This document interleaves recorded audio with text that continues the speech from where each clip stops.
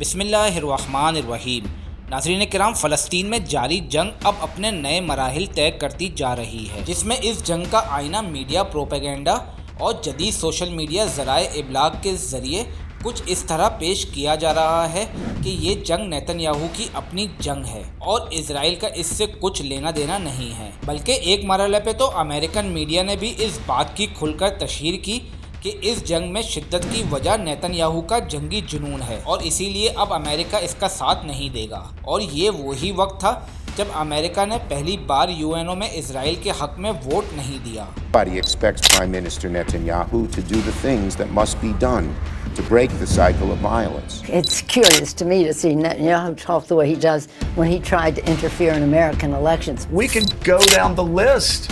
of what Bibi Netanyahu has done to make Israel weaker, to make them open to that attack. No more money for Netanyahu's war machine. لیکن دوسرے ہی لمحے نہ کہ امریکہ نے اس کو Rafah میں targeted وار کی اجازت دے دی، بلکہ اس کے لیے خاص ملٹری پیکیجز بھی جاری کر دی۔ ہاں، بظاہر تو نیتن یاہو اور بائیڈن نے کچھ تناؤ اور تعلقات میں خلش کو دنیا کے سامنے اجاگر کیا تاکہ دنیا کے سامنے یہ آشکار ہو جائے کہ اب اسرائیل کے پیچھے امریکا کا ہاتھ نہیں ہے، جبکہ دراصل امریکہ ہی اسرائیل کی مکمل پشت پناہی کیے ہوئے ہے، جس کی وجہ سے وہ اب تک اپنے شفاق ارادوں سے پیچھے ہٹنے کا نام نہیں لے رہا ہے۔ کیا اسرائیل اس جنگ کو ختم کرنے کا ارادہ رکھتا ہے؟ اسرائیل کو اس جنگ میں سب سے زیادہ کس مشکل کا سامنا ہے؟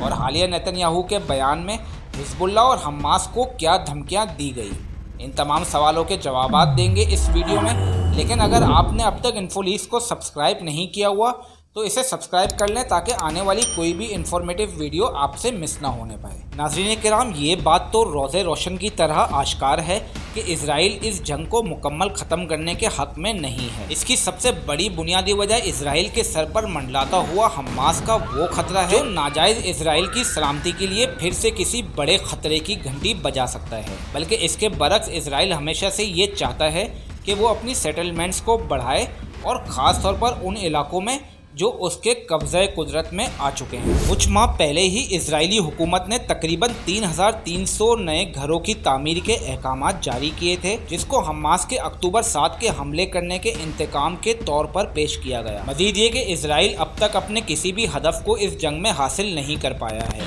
جو کہ اس کی ناکامی کا منہ بولتا ثبوت ہے۔ اگر اسرائیل اس جنگ کو اسی موڑ پر ختم کر دیتا ہے تو وہ دنیا کے سامنے سب سے زیادہ بے گناہ نہتے انسانوں کو مارنے والے ملک کی فہرست میں سب سے اوپر تو ہے ہی، اس کے ساتھ ساتھ وہ دنیا کی سب سے زیادہ ناکام ریاست بھی ثابت ہو جائے گا، جس کے ساتھ دنیا بھر کی عظیم طاقتیں شامل تھی جو ہر قسم کے وار کرائم میں ملوث تھا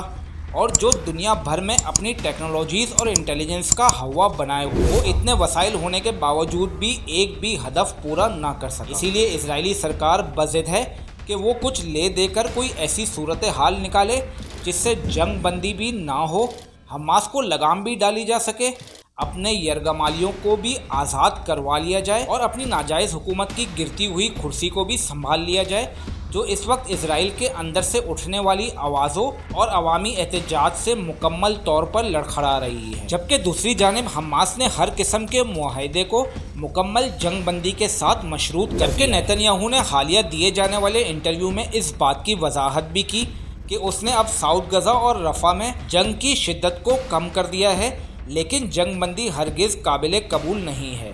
یاد رہے کہ اس سے پہلے اسرائیل ہمیشہ سے یہی کہتا آیا ہے کہ یہ حماس ہی ہے جو کسی بھی قرارداد، مفاہمتی گروہ یا معاہدے کی تکمیل میں رکاوٹ بن رہا ہے، لیکن وقت نے یہ ثابت کیا کہ یہ ناجائز اسرائیل کی انسان اور عرب دشمن پالیسیز ہیں جو فلسطینیوں کے خون سے اپنا وجود برقرار رکھے ہوئے ہے،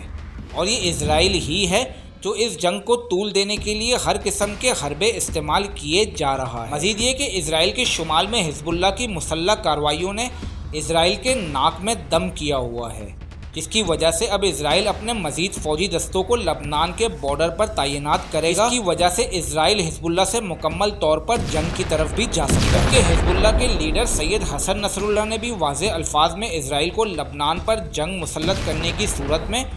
دندان شکن جواب دینے کا فیصلہ کر لیا۔ إذا فكر العدو أن يشن حربا على لبنان حينئذ سيكون قتالنا بلا سقوف، بلا حدود، بلا قواعد، بلا ضوابط. इसराइल हजारों टन बारूद बरसाने के बावजूद अपने बगल में मौजूद एक छोटी सी तंजीम हमास को शिकस्त देने में अब तक नाकाम रहा है। और ये कि इसराइल हिजबुल्लाह से पहले ही 1982 और 2006 में होने वाली जंगें बुरी तरह से हार चुका है। तो क्या ये मुमकिन है कि वो लबनान में मौजूद हिजबुल्लाह को शिकस्त दे पाएगा या उससे लड़ने की जुर्रत कर पाएगा? इसका जवाब आप पर छोड़ते हैं। अगर आपको ये वीडियो पसंद आई हो तो इसे अपने हल्काए अहबाब में ज़रूर शेयर कर दें। शुक्रिया।